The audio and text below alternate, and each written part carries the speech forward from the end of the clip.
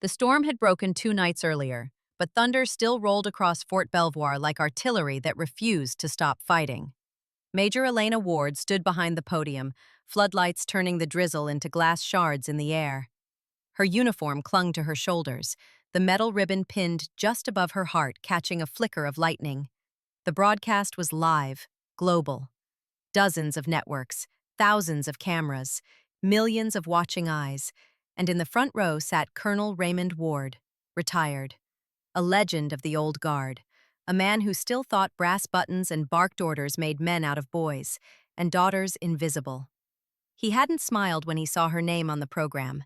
Now, as the announcer's voice filled the loudspeakers, he muttered to the reporter beside him, low but not low enough. "They're giving medals to anyone these days." The reporter chuckled nervously.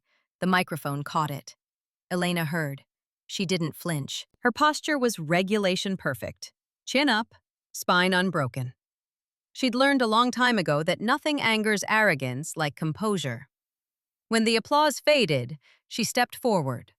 Rain tapped the lectern, and the entire parade ground seemed to hold its breath. She adjusted the microphone. 10 years ago, she began, I failed my father's test. A murmur rippled through the crowd. Confusion, intrigue, discomfort. Even the generals shifted in their seats. Her father's smirk widened. Then her voice sharpened, every syllable deliberate. But today, I passed my countries. The silence that followed was total, the kind that humbles brass and swallows thunder. Then came the applause, not polite, but powerful. A wave that lifted through the rain like something cleansing. Under the canopy lights, cameras swung toward Colonel Ward. For once, the man who lived for attention had nothing to say. He stared at his daughter, the one he'd laughed at, dismissed, and disowned, standing before a nation wearing the medal he had once told her she'd never deserve. Behind the crowd, the rain began to fall harder, and the reflection in the puddles looked almost biblical, her silhouette framed by the flag she'd fought to stand beneath. If you looked closely, you could see something break in his face. Not pride, but the armor that had kept him from seeing her clearly for decades. He'd mocked the title Major Ward for sounding too heavy for a woman. Now, it was a weight the entire country bowed to. When the ceremony ended, Elena didn't stay for interviews. She shook the general's hand, nodded to her team, and moved toward the covered walkway. The cameras followed her like curious dogs. "Major Ward," one reporter shouted, "is it true your father once said you weren't cut out for command?" She didn't slow down. "You'll have to ask him that." The man in question was still sitting under the tent, soaked, staring at the medal case they had handed her. For the first time in her life, she didn't need his validation, because she already had his silence. That night, as she packed for redeployment, the TV in the officers' lounge replayed the broadcast. Her face filled the screen, proud, steady, rain-specked. Her words crisp and final. "Today I passed my countries." The anchor's voice followed. Major Elena Ward, the Army medical officer who led last month's disaster rescue, now the first woman in her division to receive the National Humanitarian Valor Medal. She muted it. She didn't need the noise. The sound she wanted, the one that still echoed, was the quiet gasp from the crowd when she'd mentioned her father. That small, collective intake of breath that meant people understood. But the truth hadn't started in glory. It had started in humiliation. 10 years earlier, she'd been 24, still soft-edged, still believing the world could be convinced by effort alone. The day she collapsed during the 3rd week of officer candidate school had been the first time her body gave out before her will did. She remembered the sun beating down on the obstacle course, the sound of boots slapping mud, the sting of dust in her lungs. She'd pushed until everything went black. When she woke up in the infirmary, her instructor had left a note beside her cot. It wasn't from him, it was from her father. "Ward men finish. Ward girls faint." That single line had ended her first career before it began. She'd been discharged for medical exhaustion. Her confidence scraped raw. The last thing she remembered was watching her classmates graduate on TV while she sat on the couch at home, her father's laughter echoing from the kitchen. "Guess the army figured out what I already knew," he'd said. "You're not built for command. You're built for caretaking." He didn't realize then that caretaking, saving lives, would become her command. But storms, like redemption, take time to gather. As Elena stared at the metal ribbon on her desk, she thought about how strange full circles can feel. Her father had taught her discipline, even if he'd done it with cruelty. He'd given her standards, even if he'd never believed she could meet them. And now, through irony or fate, the uniform she wore bore the same insignia he once claimed she'd never earn. It wasn't vengeance. It was justice with oxygen in its lungs. Outside, the rain softened to a whisper. Her phone buzzed. A message from an unknown number. Raymond Ward. Saw the broadcast. You did well. You've grown strong. She stared at it for a long time. 10 words, no apology, but different. For him, that was seismic. She didn't reply. Not yet. Instead, she picked up the flare she'd carried during the flood, still scratched, faintly stained with the rust of river water. She placed it beside the metal box. One symbol of survival, one of recognition. Both earned the same way, by standing where others fell silent. As thunder rolled again beyond the base walls, she whispered to herself, "Failure doesn't end you. It trains you." And with that, she turned off the light. Before that medal, before the cameras, before the speech that silenced her father, there was water, chaos, and a hospital on the verge of collapse. And in that storm, Elena Ward would prove that command isn't about shouting louder. It's about refusing to drown. The first thing Elena Ward ever learned about her father was that he didn't believe in second chances. Colonel Raymond Ward ran their household like a permanent drill. The clocks were synchronized, the curtains creased, and the dinner table silent, except for corrections. When she was little, she thought the medals on his wall were magic shields, proof that he could never be wrong. By the time she was 16, she'd realized they were mirrors instead, each one reflecting his pride back at himself. Her mother had left years earlier, not in scandal or fury, just exhaustion. Elena still remembered the note she'd left on the piano. He commands everything, even silence. After that, the colonel's world shrank to 2 obsessions. His son, Mark, who followed him into the Marines, and Elena, who refused to. She wasn't rebellious by nature, she just wanted to understand what her father never did, why serving had to mean submitting. When she told him she'd applied for officer candidate school, he didn't smile or argue. He just leaned back in his chair, swirling whiskey, and said, "You'll quit by week 3. She'd expected anger. She got indifference. Somehow that hurt worse. So when she reported to Fort Benning, she carried that sentence like a battle flag. She refused to give him the satisfaction of being right. She outshot half her class, outpaced the rest, and kept her uniform spotless.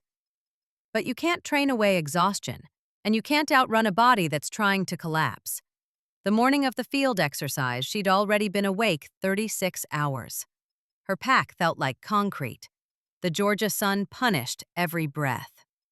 Somewhere between mile 12 and 13, her knees locked, her vision narrowed, and she went down hard, face first into mud. The next thing she remembered was the antiseptic burn of a hospital room and the soft beep of a monitor. When her instructor told her she was being discharged on medical grounds, she didn't argue. She just asked one question. "Did my father call?" He didn't answer. He just placed a folded slip of paper on her bedside table. "Ward men finish. Ward girls faint." She read it once, then again. Then she folded it neatly and slid it into her boot, a scar she'd carry longer than any wound. Back home, her father didn't mention the note. He didn't need to. At dinner, he poured himself wine, looked at her across the table, and said, "You made it 2 weeks longer than I bet you would." Her brother laughed. She didn't. That was the night she realized pride can be louder than cruelty. The next morning, she packed her duffel, walked out, and never went back. 2 years later, her name reappeared on military rosters. Not under the command corps, but under Army Medical. When word reached her father, he sent a single-line email.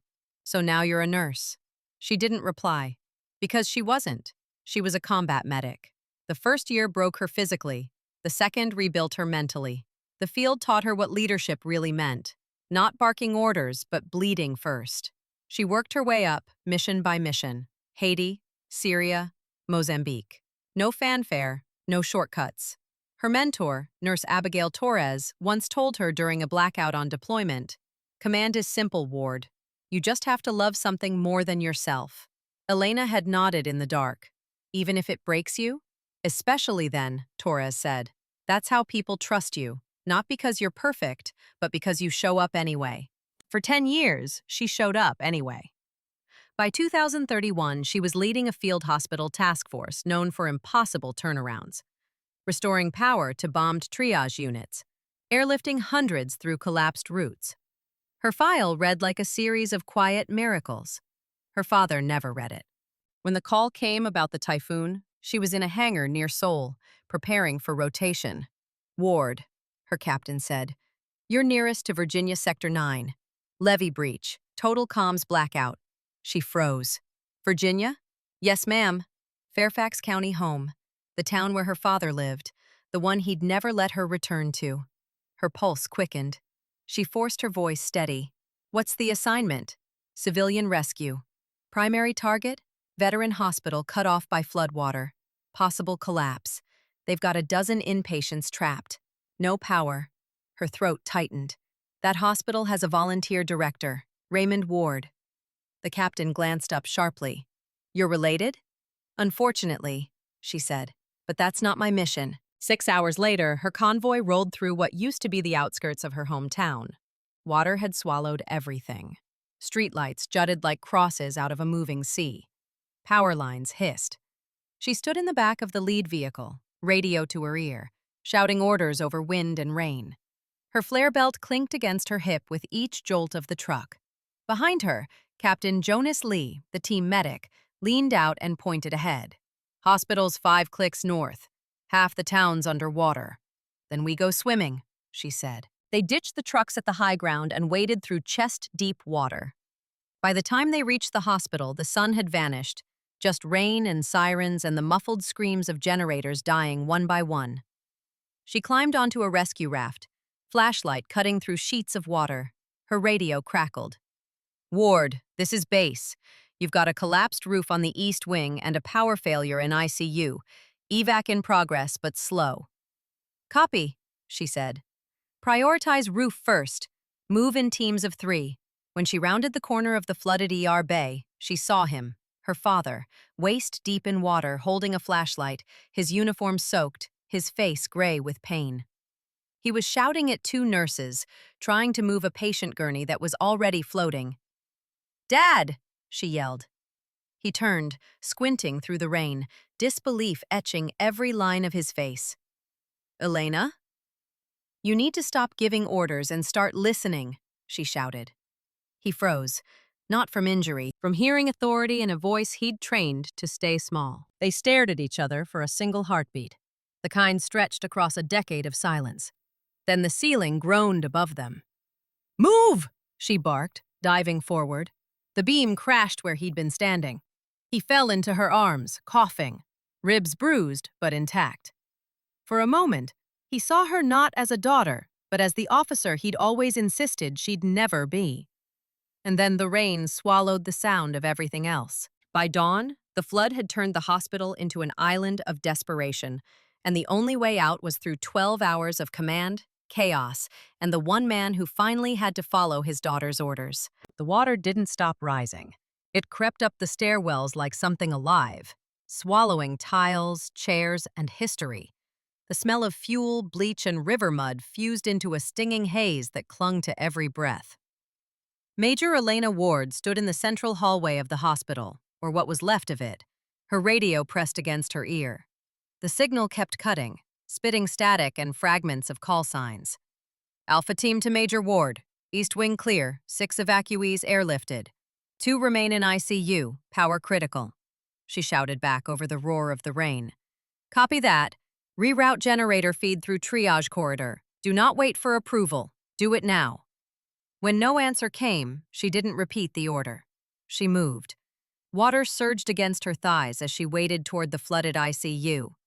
Lightning flashed through shattered windows, turning the hallway into a strobe of white and shadow. Behind her, her team followed. Captain Jonas Lee, drenched and bleeding from a cut on his forehead, and two nurses carrying makeshift oxygen rigs. "Ma'am," Jonas yelled, "this structure's not going to last another hour. We have to pull out." Elena didn't even glance back. Not without everyone. Inside the ICU, machines floated sideways like corpses of technology. The monitors were dead, the patients weren't far behind. "Move them to the west stairwell," she ordered. "It's the only route still above the waterline." Then she saw movement across the room. Her father, Colonel Raymond Ward, leaning against a supply cart, his face pale but eyes still burning with command. "You're wasting time," he barked. "The foundation's compromised." "You'll lose the entire team." She turned on him sharply. "We're already losing lives." "There's a difference." He glared. "I gave orders, then ungive them," she snapped. "You're not in charge here." The words hung between them like lightning. Bright, electric, irreversible. Jonas glanced between them. "Ma'am, I can get the colonel to the evacuation point." "No," Elena said. "He stays where I can see him." "He's injured and delusional." Her father opened his mouth, then closed it, realizing he had no rank here, no authority.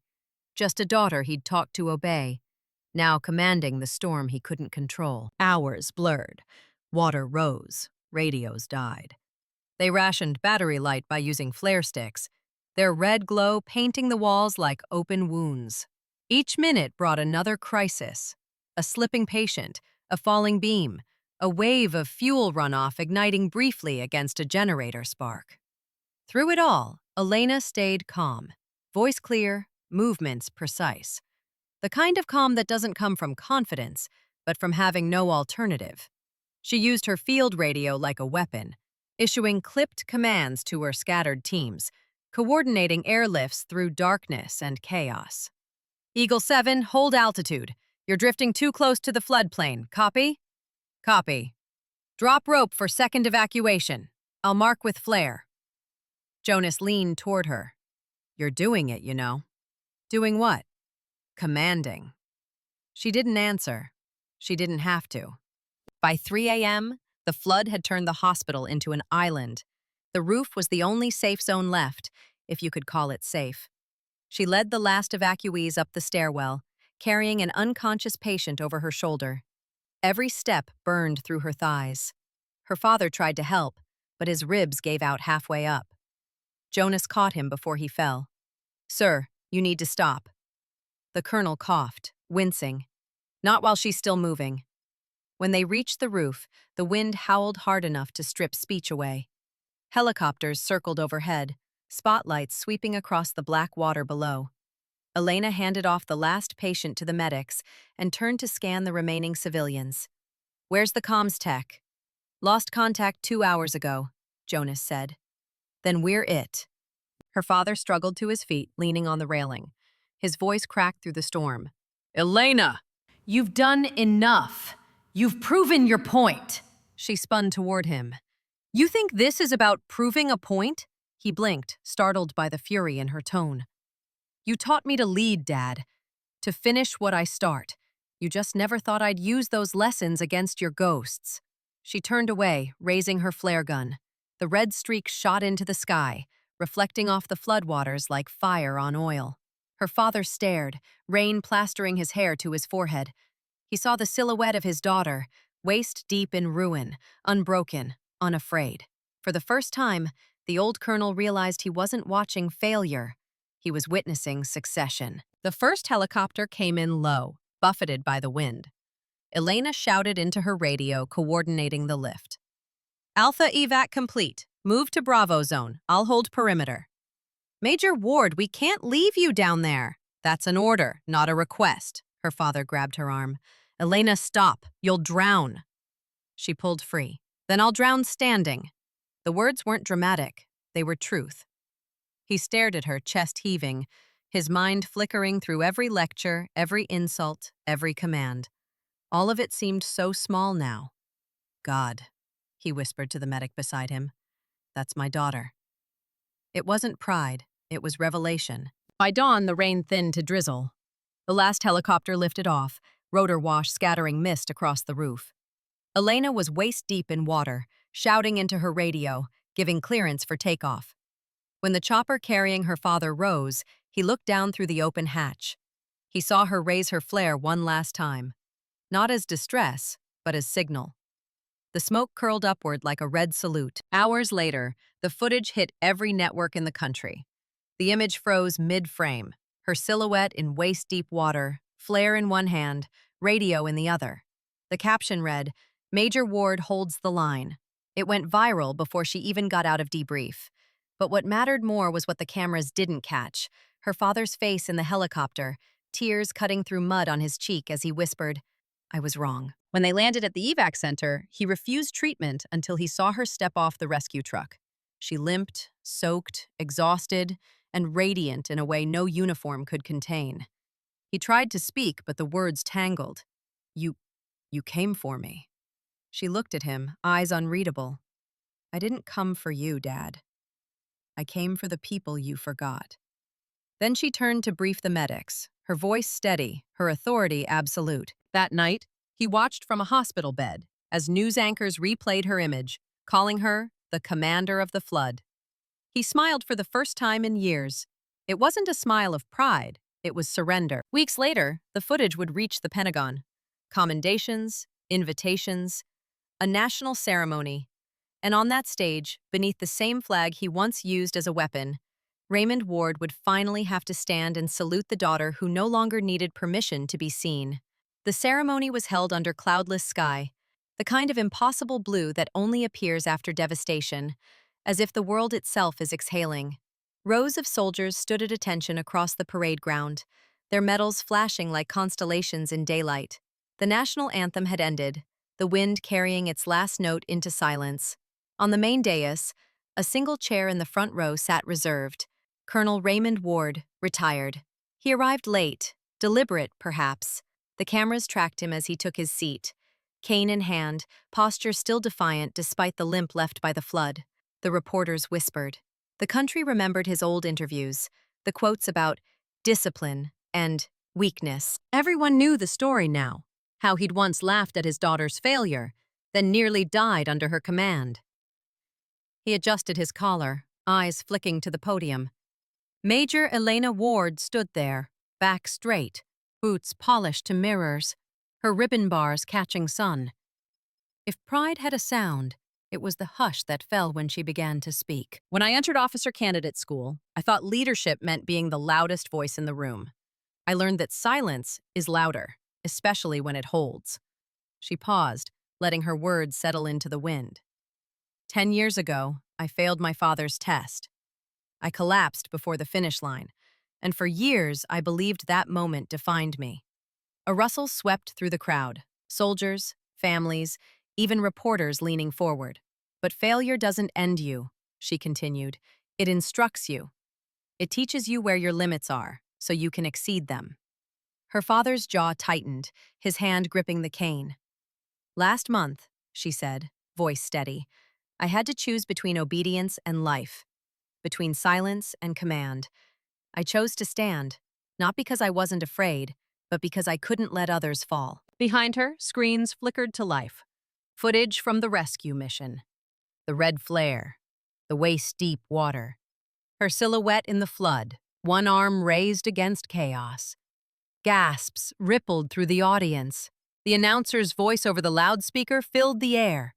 For extraordinary courage under conditions of extreme peril, for command that saved over 60 lives, and for exemplifying the highest standard of humanitarian leadership, Major Elena Ward is awarded the National Medal of Valor.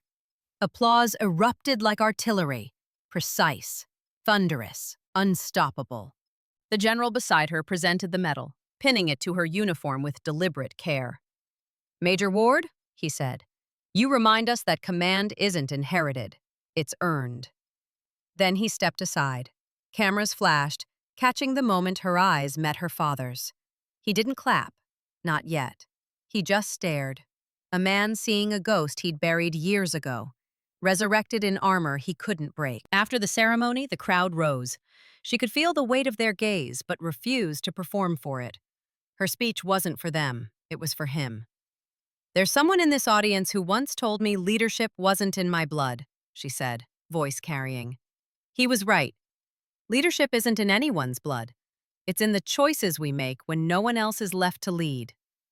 The general turned slightly, eyes flicking to Raymond. Elena continued.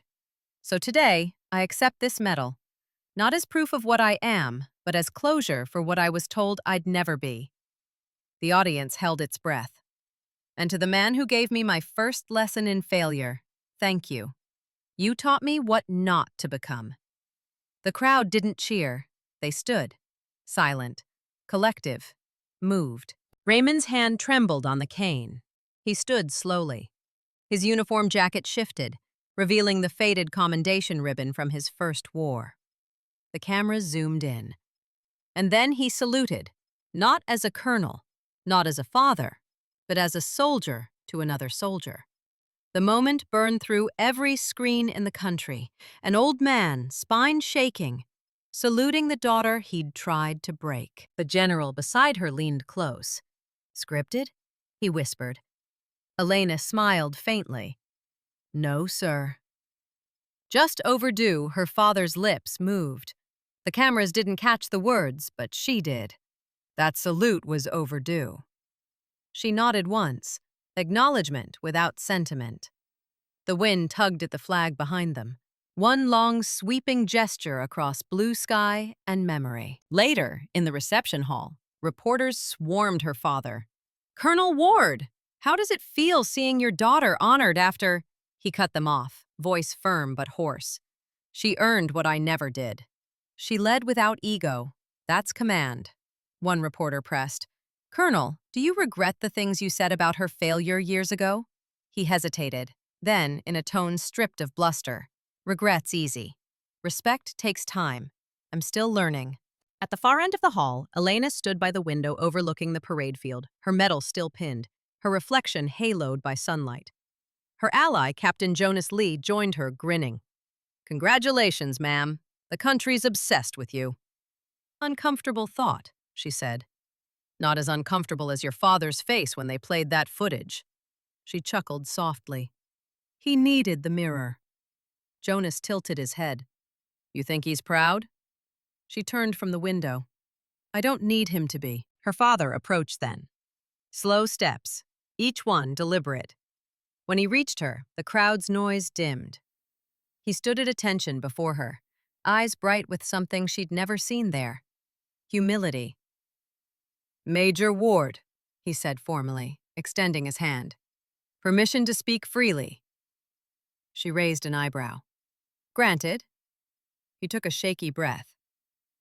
"You were right. Command isn't about domination. It's about duty. And I—" He faltered, swallowed. "I failed mine." She met his gaze evenly. "Then this is your second chance." He nodded. "Will you take a photo with me?" "Only if you stand," she said. "No sitting down this time." He smiled, small, genuine. "Yes, ma'am." When the flash went off, his hand was mid-salute, hers mirrored beside it. The image spread across headlines the next day. "Father salutes daughter. A nation stands with them." The caption below read, "Respect grows where pride drowns." That night, she found him sitting alone outside the hall, the air cool and clean. He stared up at the flagpole where floodlights turned the cloth into a sheet of living color. Without looking over, he said, "I spent my life teaching men how to follow orders. You taught me how to follow courage." She smiled. "We both had to survive the storm to get here." He nodded slowly. "You ever forgive me, Elena?" She looked at the flag. "Forgiveness isn't the point, Dad. Recognition is." He exhaled, eyes glistening. "Then I recognize you." Weeks later, she visited his home, the same place where her failure had once been mocked, to find a photograph waiting on the mantel, the same salute, frozen in time. But under it, her father had written 7 words that ended their war forever. The Ward family home still smelled like cedar and polish, the same as it had a decade earlier, when Elena had last stormed out in uniform, a duffel on her shoulder and rage disguised as discipline. Now, years later, she returned not as the daughter who left, but as the woman who had survived. The house was quieter than memory. The portraits of Raymond in uniform, younger, sharper, still lined the hall. His medals still gleamed beneath glass, but a new frame stood among them, one she didn't recognize until she stepped closer. It was the photograph from the ceremony, her father saluting her returning the gesture, face unreadable. Underneath it, in his handwriting, were 7 words, "The one who finished what I began." Her breath caught. It wasn't an apology. It was something rarer, admission. "Coffee?" a voice said behind her.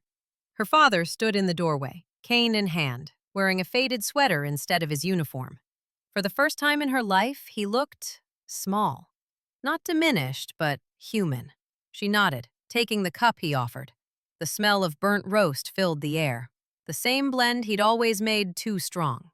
"Mom used to make it right," she said. He chuckled, soft and tired. "That's because she never let me near the pot." They sat in silence for a while, the kind that used to feel like tension, but now just felt like peace trying to grow roots. Finally, he said, "I didn't call you here for me." "No? I wanted to give you something."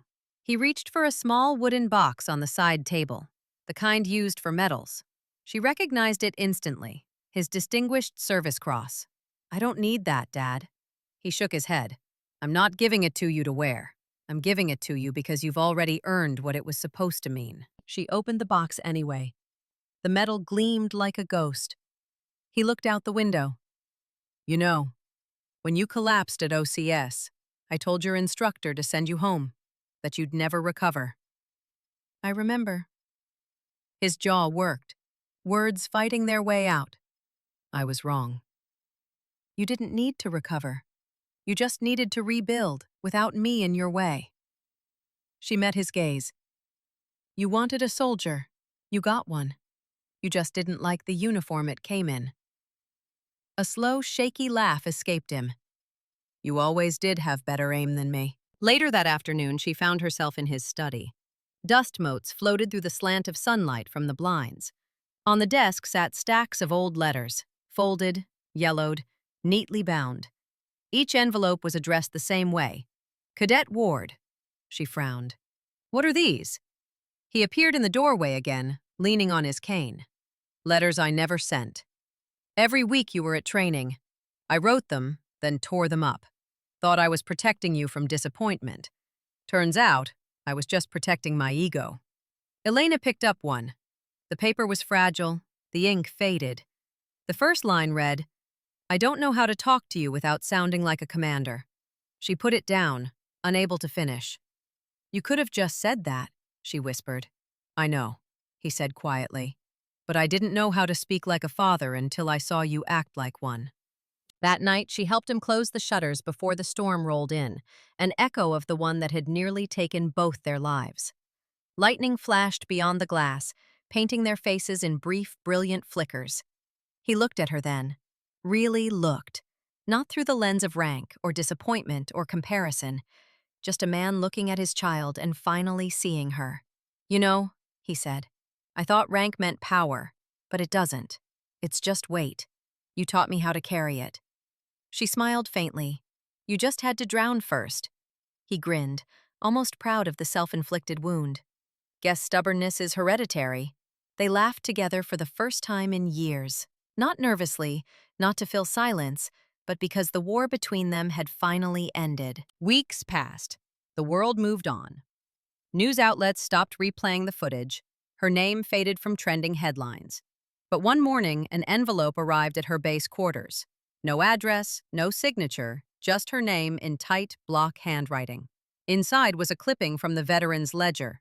Headline: Colonel Raymond Ward donates entire medal collection to Veterans Recovery Fund. Below it, a short quote: "My daughter taught me that valor doesn't rust. It transfers." She read it twice before setting it down. The next time she visited him, it was spring. The floodwater scars on the streets had faded, replaced by wildflowers pushing through cracks in the asphalt. Her father sat on the porch, reading a book. The Old Man and the Sea, predictably. Without looking up, he said, "You heard about the medals?" "I did." "You mad?" She shook her head. "No. I think you finally figured out what they were for." He smiled at that. A slow, relieved smile that seemed to release years of tension. "I'm proud of you, Elena." "I know," she said. "You didn't have to tell me this time." He nodded, eyes glistening.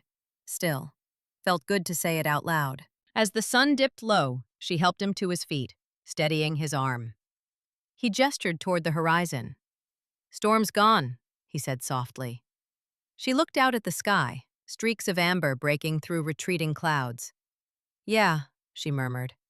"For once, it stayed gone." He squeezed her hand, not the grip of command, but the hold of recognition. That evening, as crickets filled the air and the flag on his porch fluttered lazily in the breeze, Elena realized something she hadn't dared before. She wasn't her father's legacy anymore. She was her own. A few months later, the world would see one final image, the old colonel's burial, the folded flag resting in her hands, and the voiceover that would end their story not in tragedy, but in clarity. That respect, once earned, doesn't die. It salutes. The funeral was small by military standards. No television cameras, no speeches, no uniformed dignitaries lining up for optics. Just the soft percussion of wind through Arlington's white rose and the low hum of memory that comes with a final salute. It was early morning. The sky was that muted blue that lives between night and daylight, the same color as her father's eyes, before pride had clouded them. Major Elena Ward stood alone by the casket, hands clasped behind her back. Her own medals felt suddenly heavy, as if honor itself carried weight. The chaplain finished reading the rites, voice low and warm. "Colonel Raymond Ward, soldier, father, and servant of this nation. May his courage be remembered, his lessons carried forward." As the words drifted into silence, the honor guard folded the flag with practiced precision. Each crease sharp, each movement deliberate. They turned and placed it in her hands. "On behalf of a grateful nation," the sergeant said. Elena accepted it without shaking. A few steps away, Captain Jonas Lee stood with Nurse Abigail Torres, both in dress uniform. Behind them, a small group of veterans, many of them men her father had once commanded, watched quietly. When the rifles fired the 21-gun salute, Elena didn't flinch. She'd heard gunfire in worse places. But when the last echo faded, the quiet hit harder than the sound. She looked down at the folded flag, its edges crisp, its weight familiar, and smiled faintly. "You'd have hated this," she whispered. "Too humble for your taste." After the ceremony, the crowd dispersed. Jonas approached, his voice soft. "You okay, Major?" She nodded. He finally stood down. Torres placed a hand on her shoulder. "You did right by him." Elena's eyes stayed fixed on the grave. "I just gave him what he couldn't give me. Closure." When everyone else left, she stayed. She kneeled, laying the flag against the marble headstone. The letters gleamed. C.O.L. Raymond Ward. 1924 to 2033. He learned to follow courage. Her throat tightened. She hadn't written that epitaph. The Pentagon had asked her to approve it. She'd said yes without changing a word. Pulling a small photograph from her coat pocket, she placed it beside the flag. It was the image that had circled the world. Her waist deep in floodwater, flare raised, defiance cutting through rain. He'd framed that photo once, hung it beside his own medals. Now it would watch over him. As she stood, the wind caught the corner of the flag. It fluttered softly, not in mourning, but in salute. Her voice carried on the breeze, almost conversational. "You used to say ward men finish what they start. Turns out, ward women do too." She turned and walked away, boots echoing against the pathway. Each step a punctuation mark to a story that had begun in anger and ended in grace. That night, she returned home to her base quarters. The house was quiet, except for the hum of the radio left on low. The local news replaying a short feature about the ceremony. Today, Major Elena Ward laid to rest her father, Colonel Raymond Ward. the man she once rescued during the Great Typhoon. The two became a symbol of reconciliation, respect, and the strength of family forged in service. Elena switched off the radio before the broadcast could fade into commercial. She didn't need to hear their interpretation. The truth was simpler, quieter. She walked to her bookshelf where her own medals sat alongside framed photos from the rescue mission and her deployment units. At the end of the shelf, half hidden by a stack of books, was a wooden box. Her father's Distinguished Service Cross, the one he'd tried to give her. She opened it and traced a finger over the engraved words, "For extraordinary gallantry." Then she smiled and whispered to the empty room, "We both got there in the end." She closed the box and placed it beside her newest medal, her own Medal of Valor. The two ribbons, side by side, looked less like inheritance and more like reconciliation. Later, sitting by the window, she wrote her after-action report, not for the Army, but for herself. The title? Command Lessons, unwritten. She wrote slowly, deliberately, like a surgeon closing a wound.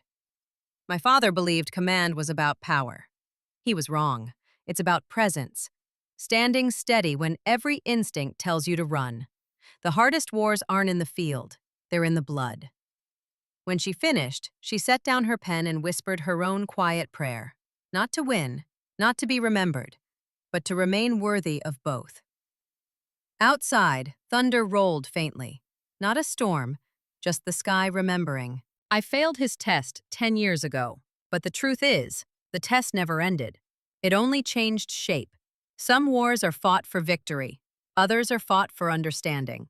And sometimes, the ones who once broke you salute you in the end. The screen would fade to the footage of her walking from the gravesite. The flag rippling behind her, the metal at her chest glinting once, briefly, like sunlight cutting through water. If this were film, the closing shot would pull wide. Arlington stretching like a sea of white and silence, the flag still waving over the grave of the man who finally learned humility. Then fade to black, and one line would remain on screen, white against darkness. Honor doesn't erase the past, it redeems it. If you've ever been doubted, dismissed, or told you weren't enough, but stood your ground until truth had no choice but to salute you, subscribe for more stories where pride drowns, courage rises, and honor endures.